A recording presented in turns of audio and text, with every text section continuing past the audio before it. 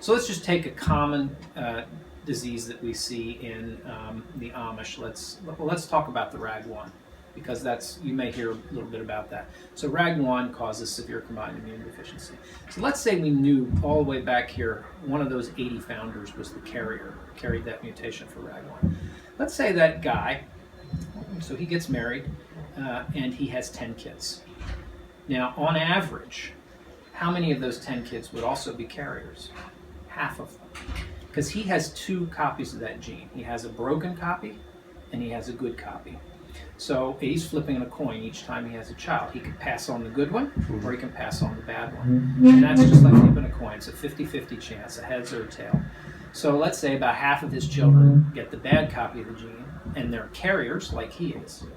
Or half of them get his good copy and they are what we call wild type or normal. They have 2 good copies of the gene. So he's actually passed it on in an even number, and that matches mathematically what we expect. If he has 10 kids, 5 of them will be carriers. What if he has 10 kids and 8 of them are carriers? Okay, and let's say those 8 kids all have 10 kids of their own, and let's say each one, in that case, each one of them passes it on to 8 of their children. By doing that, you're overrepresenting that mutation in the next generation. More people carry it than should carry it. And if that occurs for a number of generations, then you end up with a lot of people in the population who carry this variant, more so than the single person back here. So at the beginning, it was 1 in 80 was the carrier frequency, right? 1 person in 80 carried it.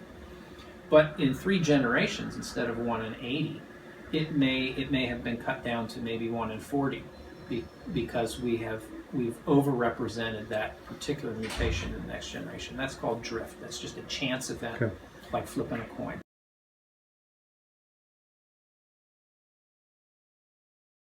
But I think the common theme between all of them is that they're fairly pragmatic when it comes to using technology.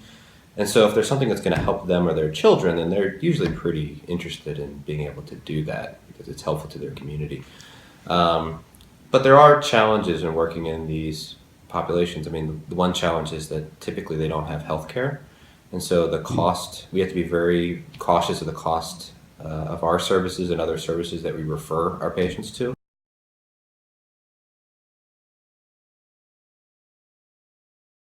Well, I think they take a great deal of comfort in religion and they don't question sort of why things have happened the way they do, often in the general community. I don't sense a great deal of anger, or if it is anger, it's not anger in the same way that I've had patients when I was at CHOP who would sort of walk out of the room or were having a really hard time processing what was happening.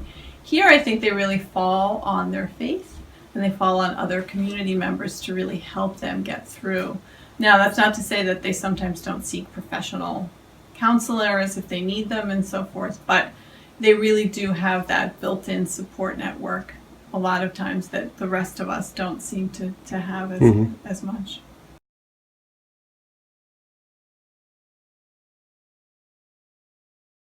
You know, the old adage is that, you know, if you lift up a rock and you find a rattlesnake, you know, you got to do something about it. You have to pay attention to that finding. And that's in large part what we're seeing now is that as we do more and more complex and more accurate genetic diagnostic work, we're uncovering more and more problems that are actionable, problems that we feel compelled or feel ethical, moral obligation to actually address with concrete medical strategies. So you're evolving Yes, the function. Very quickly, we're evolving very quickly. And what's driving that evolution is the pressure that we get from patients. You know, the selection pressure, so to speak, is the pressure of real compelling health problems that people bring to us every day and that have really important public health implications.